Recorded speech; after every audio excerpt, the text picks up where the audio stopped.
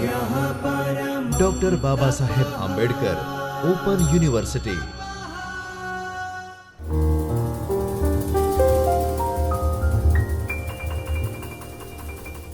વિદ્યાર્થી મિત્રો નમસ્કાર. ડોક્ટર બાબા સાહેબ આંબેડકર ઓપન યુનિવર્સિટીના ચૈતન્ય સ્ટુડિયોમાંથી હું છું ડોક્ટર રજની પરમાર. વિદ્યાર્થી મિત્રો, આજે આપણે વાત કરવી છે ભાષાની વ્યાખ્યાઓ વિશે. ભાષાને આપણે જાણીએ છીએ, એ ભાષાને વ્યાખ્યાયિત કરનાર કેટલાક વિદ્વાનોએ ભાષાને આપણને બહુ સરળતાથી સમજાવી છે. આપણે આજે તે અંગે વાતચીત કરવાના છીએ. ડોક્ટર બાબા સાહેબ આંબેડકર ઓપન યુનિવર્સિટીમાં BA અને MA કરતા હોય તેવા વિદ્યાર્થીઓ ભાષા વિજ્ઞાનના પેપર ભણે છે. BAમાં ગુજરાતી ભાષાના પરિચયની કેટલીક વિગતો આવે છે અને MA જ્યારે કરે છે મુખ્ય વિષય ગુજરાતી સાથે ત્યારે એક પેપર આવે છે MGT 102, જેનું શીર્ષક છે ગુજરાતી ભાષા પરિચય અને અભ્યાસ. આ બંને પેપરનો અભ્યાસ કરતા વિદ્યાર્થીઓએ ભાષા એ શું છે એ જાણવું ખૂબ જરૂરી છે. આપણી પાસે સૌ પાસે ભાષા છે અને આપણે ભાષા થકી વ્યવહાર કરી શકીએ છીએ, આપણે કોમ્યુનિકેશન કરી શકીએ છીએ, એટલે કે પ્રત્યાયન સાધી શકીએ છીએ. ત્યારે આ ભાષાને વ્યાખ્યાયિત કરવા માટે વિદ્વાનોએ કેટલીક સરસ મજાની વાતો કરી છે. એ વાતો સુધી આપણે પહોંચવાનું છે. આમ તો વ્યાખ્યા એટલે શું, તો કોઈ એક વિષય છે અને વધારે સરસ રીતે આજુબાજુથી જે સમજાવી આપે એવી આપણી પાસે જે વાક્ય રચનાઓ હોય તેને આપણે વ્યાખ્યા કહેતા હોઈએ છીએ. તો આપણને ભાષા વિશે ઘણી બધી અંગ્રેજી વ્યાખ્યાઓ મળે છે. એ અંગ્રેજી વ્યાખ્યાઓને આપણે ગુજરાતી સાથે જોતા જઈશું અને એમ તમને પરિચય મળશે તમારી પાસે રહેલી ભાષાનો. તો આપણે ક્રમશઃ PPTના માધ્યમથી આ વાતને વ્યવસ્થિતપણે સમજવાના છીએ. તમારી સમક્ષ એક વ્યાખ્યા છે જે સેપિયર દ્વારા આપવામાં આવી છે, જેનું અંગ્રેજી કંઈક આ પ્રકારે છે: language is essentially perfect means of expression and communication among every known people. Edward Sapir પાસેથી મળતી આ એક વ્યાખ્યા છે, જેનું ગુજરાતી સરસ રીતે લખેલું છે કે ભાષા એટલે પ્રત્યેક પરિચિત વ્યક્તિઓ વચ્ચે થતા સંદેશા વ્યવહાર અને અભિવ્યક્તિ માટેનું અનિવાર્ય સંપૂર્ણ સાધન. આ વ્યાખ્યાન બરાબર વાંચીએ એટલે એકદમ સરળતાથી સમજાઈ પણ જશે કે શું છે ભાષા. એ શું છે તો કે જ્યારે બે પરિચિત વ્યક્તિઓ મળે ત્યારે એકબીજાની સાથે વાતોચીતો કરશે અને વાતોચીતો કરવા માટેનું જે માધ્યમ છે એ આપણા માટે શું છે તો કે ભાષા છે. એટલે પ્રત્યેક પરિચિત વ્યક્તિ વિશે.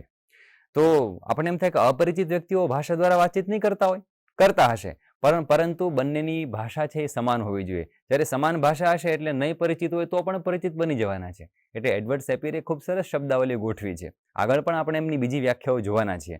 તો આ પરિચિત વ્યક્તિઓ વચ્ચે થતી સંદેશા વ્યવહાર એટલે કે વાતચીત છે અને એ અભિવ્યક્તિ માટેનું જે અનિવાર્ય સંપૂર્ણ સાધન છે તેને એડવર્ડ સેપિયર છે એ ભાષા માને છે. આ સેપિયર એવું ઉચ્ચારણ છે એ ઘણી વખત સપીર એવું ઉચ્ચારણ પણ કરવામાં આવતું હોય છે.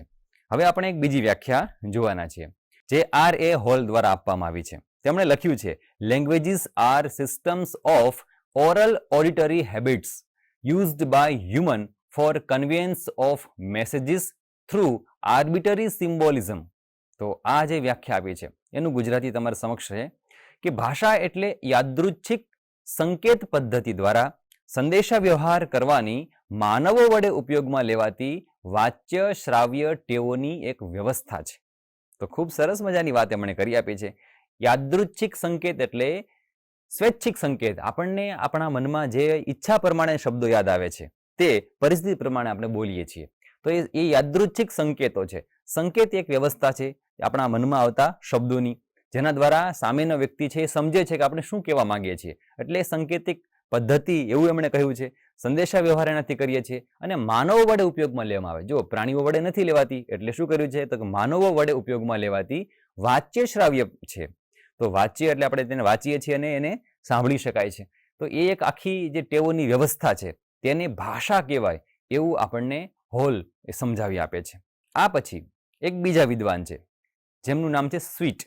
સ્વીટ એટલે મીઠાઈ થાય આપણને એવું લાગે, પણ આ તો નામ છે એમનું. અને એમણે શું કહ્યું તો language is the expressions of thoughts. એકદમ નાનકડી વ્યાખ્યા. જો સ્વીટ, શોર્ટ એન્ડ સ્વીટ આપણે બોલતા હોય છે એના જેવું જ છે. જો નાનકડી જ વ્યાખ્યા છે. શું કહે છે ભાષા એટલે વિચારોની અભિવ્યક્તિ.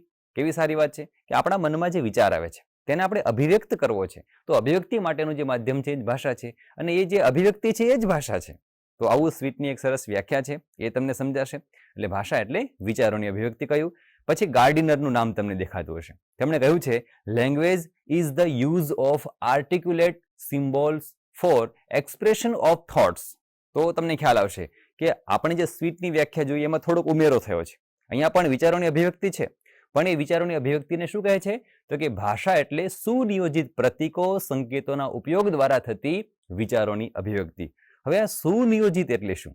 તો કે દરેક ભાષા પાસે પોતાની ધ્વનિ વ્યવસ્થા, શબ્દ વ્યવસ્થા, વાક્ય વ્યવસ્થા, અર્થ વ્યવસ્થા આ બધું જ સુનિયોજિત છે અને એ પ્રમાણે જ આપણે વ્યવહાર કરીએ છીએ. તમે ટામેટા લેવા જાઓ તો તમે ટામેટા બોલો છો તો સામેવાળાને પણ ટામેટામાં શું એ ખબર છે, તો બંને વચ્ચે સુનિયોજિત થઈ ગયું છે. નક્કી છે કે આ પ્રકારની જે વસ્તુ છે ને ટામેટા જ કહેવાશે. એમ આપણે વાક્ય રચના બોલતા હોઈએ છીએ ત્યારે પણ મારે એમ કહેવું હોય કે ખોવાઈ ગઈ ભેંસ મારી, તો એમ નથી બોલાતું મારી ભેંસ ખોવાઈ ગઈ, આમ બોલાય છે. હવે એમ કેમ બોલાય છે એમાં તો ઘણું બધું વ્યાકરણની વાતો રહેલી છે, પરંતુ જે રચના જે સુનિયોજિત છે, ગોઠવણી જે છે એ ભાષા પાસે રહેલી છે. એમાં વ્યાકરણની ઘણી બધી બાબતો ભાગ ભજવતી હોય છે, પણ આ સુનિયોજિત એક પ્રતીકો, સંકેતોની જે વ્યવસ્થા છે એને આપણે ભાષા કહીએ છીએ, જે વિચારોની અભિવ્યક્તિ દ્વારા સામેની વ્યક્તિ સુધી પહોંચતી હોય છે. એટલે એ તમને ખ્યાલ આવશે. પછી એક ક્રોસની વ્યાખ્યા છે. તેમણે લખ્યું છે કે language is આર્ટિક્યુલેટેડ limited symbols organized for the purpose of expression of thoughts. તો અહીંયા જે વાત કરી છે વિચારોડી વાળી, એ પણ ફરી પાછી આવશે ક્રોસમાં. એમણે શું કહ્યું છે? થોડોક એમણે પોતાની રીતે ઉમેરો કર્યો છે.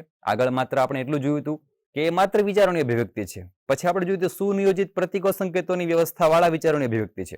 અહીંયા કહ્યું છે કે ભાષા એ સુનિયોજિત સીમિત સંકેતોની વ્યવસ્થા છે. હવે સીમિત કેમ કહ્યું છે? તો કે મારે જો કોઈ શબ્દ બનાવવો છે ગુજરાતી ભાષાનો, તો એ શબ્દમાં જે વર્ણમાળા હશે કઈ હશે? તો કે ગુજરાતી સ્વર વ્યવસ્થા અને ગુજરાતી વ્યંજન વ્યવસ્થા, આ બંનેમાંથી જ મિશ્રિત કરેલા ધ્વનિઓથી આપણી પાસે એક શબ્દ બનવાનો છે. તો એ સુનિયોજિત છે, એનાથી પારનું આપણે કશું ઉચ્ચારણ કરતા નથી. એટલે એકદમ નક્કી છે એવા સંકેતોની વ્યવસ્થા છે, જેનો ઉદ્દેશ્ય શું છે? તો કે માત્ર વિચારોને અભિવ્યક્ત કરવાનો. તો એ રીતે ક્રોસ પાસેથી આપણને એક સરસ વ્યાખ્યા મળી છે, એને જોઈએ. એના પછી એક બીજી વંડરાઇઝની વ્યાખ્યા છે. એમણે કહ્યું છે કે language is a system of sine. તો અહીંયા થોડીક એમણે બીજી રીતે વાત કરી છે, પરંતુ વાત તો ત્યાં જ જતી હોય છે કે ભાષા એ શું છે? તો કે સંકેતોની વ્યવસ્થા છે. જે સંકેતો છે, વાચિક સંકેતો છે, આપણે બોલીએ છીએ એવા એક સંકેતો છે, એની એક વ્યવસ્થા છે જે સામેના વ્યક્તિ સુધી પહોંચે છે એટલા માટે કે એ સંકેતોને તે પણ એવા જ રૂપમાં સમજી શકે છે, જાણી શકે છે. તમે કોઈ અજાણ્યા અંગ્રેજ પાસે ઉભા રહો અને કહો કે હાથી, તો હાથીમાં એને એ નહીં દેખાય જે તમને દેખાય છે, પરંતુ તમે કહો છો એલિફન્ટ તો એને તરત સમજાય છે કે તમે શું કહેવા માંગો છો. તો આ એક સંકેત વ્યવસ્થા થઈ, શબ્દ દ્વારા વ્યક્ત થતી આ સંકેત વ્યવસ્થા છે. જો બંને પક્ષે એક જ પ્રકારનો સંકેત છે એ કામ લાગતો હોય તો ભાષા છે ત્યાંથી એનું કામ કરવાનું શરૂ કરે છે. પછી બને કે એક વ્યક્તિ વધારે ભાષા જાણે છે ત્યારે એની પાસે એક જ પદાર્થના ઘણા બધા સંકેતો ભેગા થઈ જવાના છે અને એનો વ્યવહાર છે તે ચાલવાનો છે. તો એક સરસ વાત થઈ, એને સમજીએ. આ ઉપરાંત એક બીજી વ્યાખ્યા છે, એને સમજો. એબિંગસ પાસેથી આપણને જે વ્યાખ્યા મળે છે, language is a system of conventional symbols. એનો અર્થ તમારે સાઇન પણ કરવાનો છે. which can be voluntarily produced at any time. તો આ સરસ મજાની એક વ્યાખ્યા છે, એને પણ જુઓ કે ભાષા એ પરંપરાગત સંકેતોની વ્યવસ્થા છે. પહેલા તો આ એક વાક્ય સમજવું જોઈએ. પરંપરાગત સંકેતો એટલે શું? તો કે પરંપરાથી આપણે જ્યાં જન્મ્યા ત્યાં જે બોલાતું હતું એ તમારામાં પાછું આવ્યું અને એ પાછું તમે તમારી પછીની પેઢીને આપવાના છો. તો આ રીતે સતત ભાષા છે ચાલતી ચાલતી આવતી એક પરંપરાગત સંકેતોની વ્યવસ્થા છે. અગાઉ જે લોકો હાથી કહેતા હતા એને આપણે પાછું હાથી જ કહીએ છીએ. નવું નામ પાડ્યું હોય તો પછી પાછા બીજાને કહીએ કે આ નવું નામ છે, પછી પાછા એ સંકેતો પરંપરાગત થવાના છે. તો એ ભાષા એ પરંપરાગત સંકેતોની એક વ્યવસ્થા છે.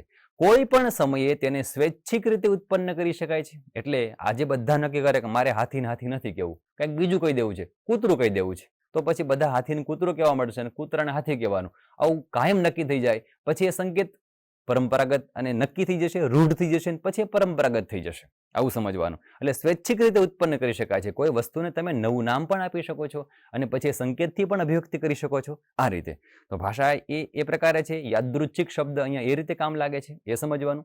એક નવી વ્યાખ્યા તમારી સામે સ્તુર્તવાની છે, જેને સ્ટર્ટીવન્ટ એવા નામથી પણ ઓળખવામાં આવે એવા વિદ્વાન છે. A language is a system of arbitrary vocal symbols by which members of a social cooperate and interact. શું કરે છે? તો એના માટે સરસ વાત છે. હું સીધું ગુજરાતી સમજાવું છું કે ભાષા એ યાદૃચ્છિક એટલે કે સ્વૈચ્છિક વાચિક સંકેતોની એક વ્યવસ્થા છે. ભાષા એ યાદૃચ્છિક એટલે કે સ્વૈચ્છિક વાચિક સંકેતોની વ્યવસ્થા છે, જેના વડે કોઈ પણ એક સામાજિક જૂથના સભ્યો, આ બરાબર ધ્યાન આપશો, કોઈ પણ એક સામાજિક જૂથના સભ્યો એકબીજાની સાથે સહકાર સાધે છે અને એકબીજાના સંપર્કમાં આવે છે, તો આ ભાષાના થકી શક્ય બને છે. પણ પ્રશ્ન થાય કે કોઈ પણ એક સામાજિક જૂથના સભ્યો એટલે શું? તો એનો અર્થ એવો છે કે સમાન ભાષા જાણનારો વર્ગ. એવું બને કે ગુજરાતની અંદર ગુજરાતી જ બધે બોલાય છે, પરંતુ આપણને માન્ય ગુજરાતી ભાષા તરીકે આખા ગુજરાતમાં ગુજરાતી બોલાય છે. આ સિવાય તો ગુજરાતમાં બધે ગુજરાતની પ્રાદેશિક બોલીઓ બોલાય છે. ત્યારે શું થવાનું કે ચોક્કસ સમુદાયમાં રહેતો જે લોક સમુદાય છે, ચોક્કસ ક્ષેત્રમાં વિસ્તારમાં રહેતો લોક સમુદાય એ એના પોતાના સંકેતોથી અને પોતાના લહેકાઓથી વાતચીત કરે છે. ત્યારે એ ભાષા દ્વારા વ્યવસ્થિત રીતે કામ કરી શકશે. પરંતુ જેવો બીજા પ્રદેશમાં જશે એટલે શું થશે તો કે એના સંકેતો, એના લહેકાઓ બધું જ બદલાશે. એટલે બને કે ત્યાં ક્યાંક સમજવામાં અડચણો આવી શકે છે. કોઈ એક પદાર્થ માટે કોઈ એક સંકેત હોય, શબ્દ સંકેત હોય, એ કોઈ બીજા પ્રદેશમાં એ સંકેત બદલી જતો હોય છે. ત્યારે એ અવગમન કરવામાં મુશ્કેલી બનતી હોય છે. એટલા માટે કોઈ એક સામાજિક જૂથના સભ્યો ભેગા થઈ અને જે પોતપોતાનો વ્યવહાર કરે છે, બધાના સંકેતો એક જેવા થઈ ગયા છે અને એને કોઈ આપણે એક ભાષા કહેતા હશું. એમાં આપણે ગુજરાતી ભાષા છે, એમ પાછું મહારાષ્ટ્રમાં અલગ હશે તો એ મરાઠી આખું એક ભાષા જૂથ થઈ ગયું અને એમાં પણ સામાજિક જૂથ થયું. એ જે વાતો કરે છે એ પ્રમાણે વાત કરે છે, એમાં આપણે સમજવાનું. એટલે કોઈ એક સામાજિક જૂથના સભ્યો એકબીજાની સાથે સહકાર સાધે છે. આ સહકાર સાધવાનું જે માધ્યમ છે એ શું છે તો કે એ આપણી ભાષા છે. એ આપને સમજાયું હશે. પછી એક બીજી સેપીરની વ્યાખ્યા મળે છે. આપણે અગાઉ તો એની વ્યાખ્યા જોઈ છે. બીજી એમણે કહ્યું છે કે language is a purely human and non instinctive method of communicating ideas, emotions and desires by means of a system of voluntarily produced symbols. તો સેપિયરે થોડીક વાત પોતાની થોડી આગળ વધારી હોય એવું તમને સમજાશે કે ભાષા એ કેવળ અંતઃપ્રેરણા નહીં, માત્ર અંદરની પ્રેરણા થઈ આપણે ભાષા બોલી છે એવું નથી, પણ એ શું છે તો કે કેવળ માનવે પોતાના વિચારો, લાગણીઓ અને ઈચ્છાઓ વ્યક્ત કરવા માટે સ્વૈચ્છિક રીતે ઉત્પન્ન કરેલા ધ્વનિ સંકેતોની એક વ્યવસ્થા છે. પહેલા તો આપણે સાંભળ્યું છે કે માત્ર ધ્વનિ સંકેત એક સંકેતોની વ્યવસ્થા છે, પરંતુ આ કેવી છે કે આપણને અંતઃકરણમાં એવું થયું અને ભાષા ઉત્પન્ન થઈ એવું નથી, પણ આ માણસે બનાવેલી હોય, માણસ દ્વારા ઉપયોગમાં લેવાતી હોય એવી એક વ્યવસ્થા છે જેના દ્વારા આપણે એક્સપ્રેશન ઓફ થોટ્સ, આવું તો સાંભળ્યું છે ને, તો અહીં લખ્યું જ છે કે વિચારોને અભિવ્યક્ત કરે. આ સાથે થોડોક ઉમેરો છે આ વ્યાખ્યામાં કે લાગણીઓ આપણે વહે છે, એમાં આપણી ઈચ્છાઓ છે વ્યક્ત થાય છે. એ માટે આપણે વળી આ બધું વ્યક્ત કરવા માટે સ્વૈચ્છિક રીતે યાદૃચ્છિક રીતે ઉત્પન્ન કરેલા ધ્વનિઓ, સંકેતોની વ્યવસ્થા છે. ધ્વનિ સંકેતો શબ્દને બરાબર સમજો. આપણે બોલીએ ત્યારે અવાજ આવે છે, એ અવાજને કહેવાય ધ્વનિઓ. આ ધ્વનિ જો જાણીતા હોય અને એ ધ્વનિના અર્થ સમજાતા હોય ત્યારે આપણો વ્યવહાર સરળ બનતો હોય છે. એટલે આપણા દાદા છે એને તમે કૂતરું એમ કહો તો એને સમજાય છે, પણ ડોગ કદાચ ન પણ સમજાય, કારણ કે ડોગ એના કાને પડેલો ધ્વનિ સંકેત ન પણ હોઈ શકે. ચાલો આ કેટલાક પ્રચલિત શબ્દ હોય એટલે ખબર પડે, પરંતુ અમુક અંગ્રેજીના શબ્દો એવા હોય જેના ધ્વનિ સંકેતો કોઈના કાને ન પડ્યા હોય, મોટી ઉંમરના કોઈ હોય અને અભ્યાસ એનો ઓછો થયો હોય તો એના ધ્વનિ સંકેતો એ નથી ઓળખતા, એટલે એને અર્થ ગ્રહણ થતું નથી. તો આ ધ્વનિ સંકેતોની જે વ્યવસ્થા હોય છે કોઈ પણ ભાષા, અને એ પરિચિત ધ્વનિઓ હોય, પરિચિત લોકો હોય એટલે આપણો વ્યવહાર છે ચાલવાનો. એ તમને આ વ્યાખ્યાઓ બરાબર સમજાવી આપે છે એવું સમજવાનું. શેપિયરની એક બીજી વ્યાખ્યા છે. એમણે કહ્યું છે કે language is primarily a system of phonetic symbols for the expression of communicable thought and feelings.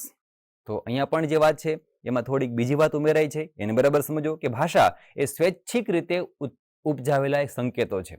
એના દ્વારા વિચારો, લાગણીઓ અને ઈચ્છાઓનું શું છે સંક્રમણ કરવાની કેવળ માનવીય અને બિનસાહજિક એક પદ્ધતિ છે. એટલે આગળની જે વ્યાખ્યા છે એના શબ્દોને થોડા આગા પાછા કરીને આ વ્યાખ્યાને ફરી તમારી સમક્ષ મૂકી છે, એને બરાબર જોવાનું. ત્યાં આગળ લખ્યું છે અંતઃપ્રેરણા નથી કેવળ, અને એ માણસને સજાગતાથી ઉચ્ચારાય છે, તો અહીં લખ્યું છે બિનસાહજિક પદ્ધતિ નથી. એ પ્રમાણે તમને સમજાશે. એટલે બંને વ્યાખ્યા નજીકની છે, પણ તમને એમાં થોડોક ભેદ છે એ સમજાશે. અને એનો લેખક છે તો એક જ છે, એ છે એડવર્ડ શેપિયર. પછી તમને એક બીજી વ્યાખ્યા દેખાય છે જેબી કેરોલની. એણે કહ્યું છે a language is a structured system of orbitary vocal sound and sequences of sounds which is used or can be used in interpersonal communications by an aggregation of human beings and which rather exhaustively catalogues the things, events and processes in the human environment. તો આ જે વ્યાખ્યા છે એમાં ઘણી બધી વિસ્તૃત વાત તમને સમજાશે, પણ એવી જ બધી વાતો હશે જે આપણે ઘણી બધી વ્યાખ્યામાં જોઈ ગયા છે. તો યાદૃચ્છિક એટલે કે સ્વૈચ્છિક વાચિક ધ્વનિઓ અને ધ્વનિ શ્રેણીઓની એક સંઘટનાયુક્ત વ્યવસ્થા છે એ ભાષા છે. આવું કહે છે સંઘટનાયુક્ત એટલે બધી ભેગું થાય છે. આપણે એકલો ક બોલીએ તો અર્થ સમજાતો નથી, એકલો ર બોલીએ તો અર્થ સમજાતો નથી. તો હવે શું કરીએ છીએ, ક ર આવું ભેગું બોલીએ છીએ. તો ક ર એટલે હાથ, આવું સંસ્કૃત કહે છે આપણને. અથવા તો ક મ ળ આવું બોલું ત્યારે અર્થ સમજાય છે, ક મ ર આવું બોલું ત્યારે અર્થ સમજાય છે. તો આ છે ને ધ્વનિની શ્રેણીઓ ભેગી થાય છે, એની એક સંઘટના બને છે. એવી એક વ્યવસ્થા એટલે ભાષા, જે માનવ અને વ્યક્તિઓ એના કોઈ જૂથ દ્વારા શું થાય છે, પારસ્પરિક સંદેશા વ્યવહારમાં ઉપયોગમાં લેવાય છે કે લઈ શકાય છે. તો એ તમને સમજાય છે. અને જે માનવ પરિવેશમાં જોવા મળતા પદાર્થો હોય, કોઈ બનાવો હોય અને કોઈ પ્રક્રિયાઓ હોય તો એને લગભગ પૂર્ણપણે નોંધી આપે છે. એટલે કે આપણે એવું કંઈ બનતું જ નથી કે આપણે કશું કેવું છે પણ કહી શકતા નથી. એની પાસે ઘણી વખત કોઈ બને મારી પાસે શબ્દો નથી, પરંતુ એ સમજી શકતા ના હોય કે એને શું કેવું. બાકી આપણી પાસે જેટલી બધી પરિસ્થિતિઓ છે એનું વર્ણન કરવાની ક્ષમતા આપણી ભાષા પાસે રહેલી છે. તો એ આપણને ભાષા થકી સમજાતું હોય છે. એટલે આટલી જે તમને વ્યાખ્યાઓ આપી એ તમને સમજાવી આપે છે કે ભાષા શું છે. ભાષા આપણી પાસે છે, આપણે એને ભાંગી તૂટી જેવી સમજીએ છીએ કે જાણીએ છીએ, સમજાયું. પણ આ વિદ્વાનોની વ્યાખ્યાઓને તમારે ફરીને વાંચવી. તમે આ જે વિડીયો જોવો છો મને સ્ક્રીનશોટ પણ તમે લઈ શકો અને એ વ્યાખ્યાઓ છે ને વારંવાર એના પર વિચાર કરો અને એમાં તમને સમજાશે ખરેખર ભાષા એ શું છે. તો આપણને સામાન્યપણે તો એવું સમજાયું છે કે કોમ્યુનિકેશન કરવાનું, પ્રત્યાયન સાધવાનું એક માધ્યમ છે. એ ભાષાને વિદ્વાનો કેવી અલગ અલગ રીતે વ્યાખ્યાયિત કરે છે. અને આ બધી વ્યાખ્યાઓ જો તમે વાંચો, એમાંથી પરીક્ષામાં લખવા માટે તમે આમાંથી 4-5 વ્યાખ્યાઓ તારવો અને એને અંગ્રેજી અને ગુજરાતી સાથે લખો. આ સાથે આ વ્યાખ્યાઓનો અભ્યાસ કરીને લક્ષણો તારવો કે ભાઈ આટલી બાબતો ભાષામાં હોય તો કે શું, તો કે એમાં સ્વૈચ્છિક ધ્વનિ સંકેતો તો રહેલા છે. એક યાદૃચ્છિક ધ્વનિ સંકેતોની એક વ્યવસ્થા છે, એ વિચારોની અભિવ્યક્તિ કરવા માટે કામ લાગે છે. સંકેતો તો કેવા છે, તો કે પરંપરાગત ધ્વનિ સંકેતોની એક વ્યવસ્થા છે. અને પછી કોમ્યુનિકેશન કરે છે તો કોણ કરે છે, તો કોઈ પણ એક સામાજિક જૂથના સભ્યો છે એ પોતપોતાની સાથે કોમ્યુનિકેશન કરે છે, એની સાથે એના માટે જે કામ લાગે એ ભાષા છે. તો જો આવી રીતે તમે નોંધી શકશો કે આવા બધા લક્ષણો કોઈ એક ભાષા પાસે રહેલા હોય અથવા તો કોઈ ભાષા પાસે રહેલા હોય અને એ તમે સરસ રીતે તમારો પ્રશ્ન છે એને ડિઝાઇન કરી શકો. તો BA અને MA અને કોઈ પણના અભ્યાસ માટે આ વિડીયો છે તમને કામનો લાગશે. આ સિવાય કોઈ પણ યુનિવર્સિટીમાં જો વિદ્યાર્થીઓ MA કે BA કરી રહ્યા છે તેમને પણ આ ભાષાની વ્યાખ્યાઓ સરળ રીતે કામ લાગશે. નેટ અને GSETની પરીક્ષા આપવા જશો કે GPSCની પરીક્ષા આપશો ત્યારે પણ આ વાતો તમને એટલી જ કામ લાગે એવી છે. તો આ મારી નહીં પરંતુ જે આ વિદ્વાનો દ્વારા કહેવામાં આવેલી છે એ વાતોને તમારે ધ્યાને ધરવાની છે. ફરી પાછા આપણે મળીશું આવી જ નવી અને મહત્વની રસપ્રદ વાતો સાથે. ત્યાં સુધી મને રજા આપશો. આવજો. આભાર.